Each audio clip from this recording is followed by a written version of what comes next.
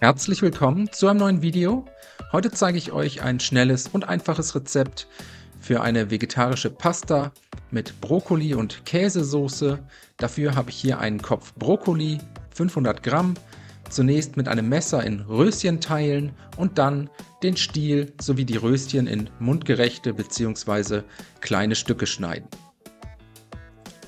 Als nächstes eine große Pfanne mit einem guten Schuss Öl erhitzen, den Brokkoli in die Pfanne geben, für 3 bis 4 Minuten bei mittlerer Hitze und gelegentlichem Wenden anbraten, auch ruhig schon mal mit einer guten Prise Salz und Pfeffer würzen.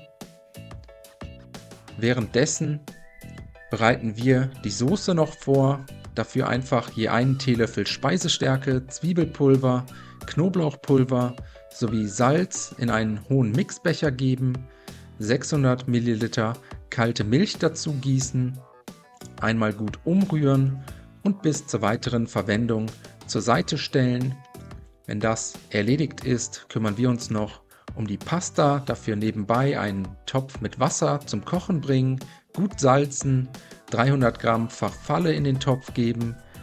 Wie immer könnt ihr hier auch jede andere Pastaform verwenden und dann nach Packungsanweisung bissfest garen. Den Brokkoli mit der vorbereiteten Milch ablöschen, alles einmal gut umrühren, zum Kochen bringen und dann fehlt im Prinzip nur noch der Käse, ca. 100 Gramm geriebener Käse, Gouda, Mozzarella oder Cheddar, was ihr da habt, einfach dazugeben, alles einmal gut umrühren, den Käse in der heißen Soße schmelzen lassen und die Soße bei niedriger Hitze langsam köcheln lassen, so lange, bis die Pasta gar ist.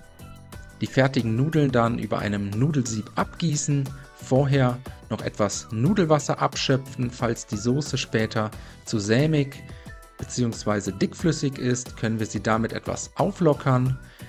Die abgetropften Nudeln direkt zum Brokkoli geben, mit Salz und Pfeffer, gegebenenfalls etwas Nudelwasser abschmecken, ein letztes Mal gut umrühren und dann sind wir fertig.